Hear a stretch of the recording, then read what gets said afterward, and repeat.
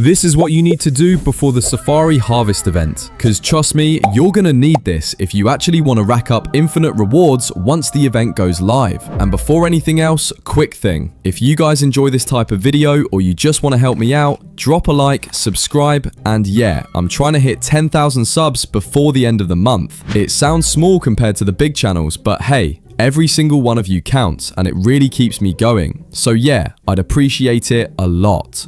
Alright, let's get into it.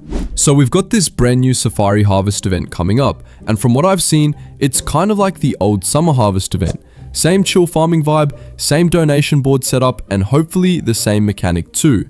Nothing too crazy, just good old grinding, teamwork, and hopefully some solid rewards. Honestly, if it ends up being like that, this could be the update that actually brings people back to the game. Now, we might get something similar or maybe even better. Could be totally different too. Who knows? That's part of the fun. But if it follows the same pattern as the last one, the rewards will probably be based on the previous event, like the Bone Blossom. If you're like me and your time zone always screws you over, make sure you double check your local time before the event day.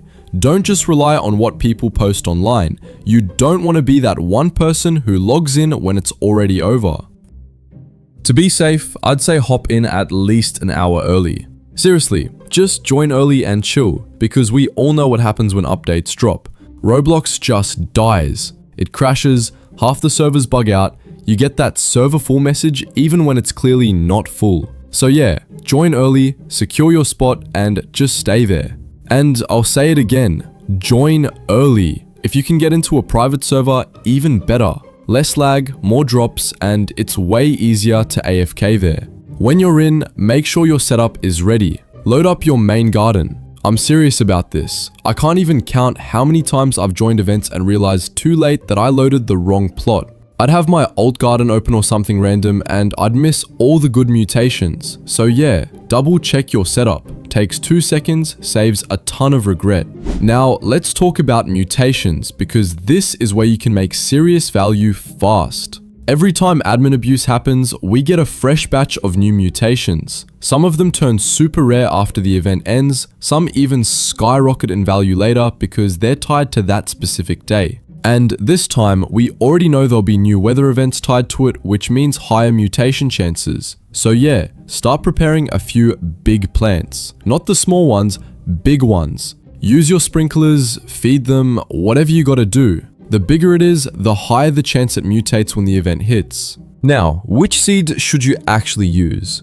I used to swear by Bone Blossom. That was my go-to. But honestly, it's been nerfed pretty hard recently. It's still decent, still has good mutation potential, but if you want something more worth your effort, go for Maple Resin or the new Great Pumpkin Seed, or any transcendent crops you've got. Those have been popping off lately, both in value and mutation variety. That said, if Bone Blossom's all you've got, don't stress it. It can still mutate. It's just not as profitable as before. But for a free event, it's totally fine. And there's a high chance the devs are gonna stock the Great Pumpkin Seed during admin abuse. And trust me, you do not want to miss that. You can also use this event to stock up on rare weather mutations. Those are usually limited to events like this. So if you can, keep some common crops like carrots in your garden along with your huge ones, since they have higher mutation chances. And don't forget your pets. A bunch of them can now transfer mutations from one plant to another, so make use of that. Now, something a lot of people forget, Discord. If you're not in a good community server, you're missing out. In Grower Garden's official Discord, every time a new event drops, players immediately start help threads. People share their progress, grind tips, and event finds. Even if you're not chatting, just reading through general or starboard already teaches you a lot. You can also just use the search bar in the upper right corner. Type what you're looking for and it'll show you every message where people mentioned it. It's super helpful if you don't have time to scroll through endless chat logs. And I say this every single time I make videos like this, Grower Garden has a stock notifier. Eggs, weather, seeds, stock updates, everything. You literally just pick what you want alerts for. That's how most people manage to grab the Great Pumpkin Seed, because that thing barely ever shows up in stock. It's one of those limited seeds that could vanish after this week or the next. So if you don't have it yet, get it now. Set up your notifier, select Great Pumpkin, and keep Discord open. Once it pings, jump in instantly. Don't wait because 5 minutes after restock, it's gone again. You gotta move quick. Alright, next, something that makes a huge difference during admin abuse. Raptors. These things are game changers. If you have raptors, use them. If you don't, get them. Trade, buy, whatever you need to do. Each raptor gives you a 15% speed boost and it stacks. So if you've got 8 raptors, you're literally flying across the map. I've got 3 on this account and 5 on my alt, so I'm trading them over to this one so I can use them on Saturday. Now, if you don't have raptors because you missed the prehistoric event, the grizzly bear is your best backup.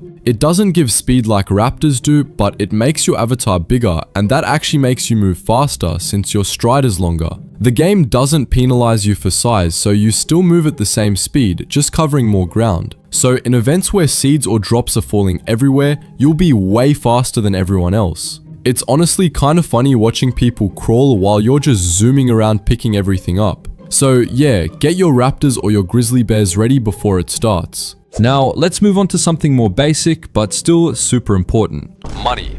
Shekels. You're gonna need a ton. Money. Shekels. You're gonna need a ton. Every single event, the shop restocks with rare items, and general just goes crazy with new stuff. You do not want to be broke when something limited shows up. Imagine this, Great Pumpkin Seed restocks during admin abuse and you've got no shekels. Like, Jandal restocks it, but you're just sitting there watching everyone buy it because you can't afford it. So yeah, start grinding now while you can. There are tons of ways to make shekels. You can trade, farm, or even flip items. If you've got extra pets, trade them for shekels. A lot of people in the Discord do that. If you're feeling lazy, some people beg.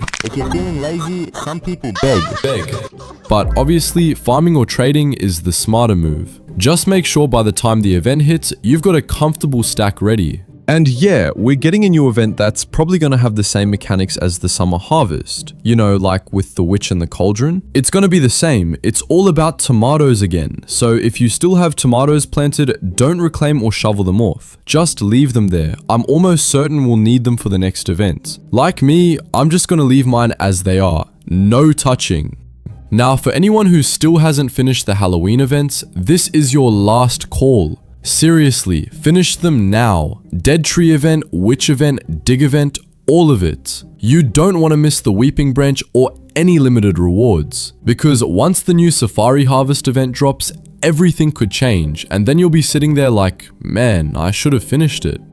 Even though the dead tree gives trash rewards 99.5% of the time, the weeping branch makes it worth grinding. It's a limited time seed, same as Great Pumpkin, so make sure you grab it while you still can. Do the dead tree quest and don't forget the harvest reaper too, and everything in the Halloween market.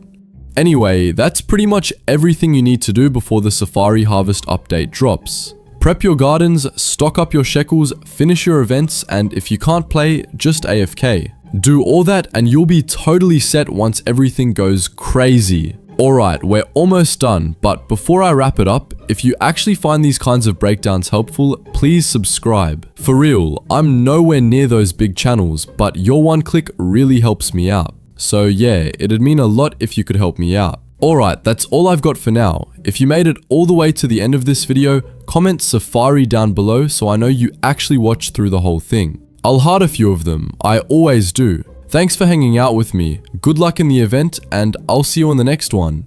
Peace out.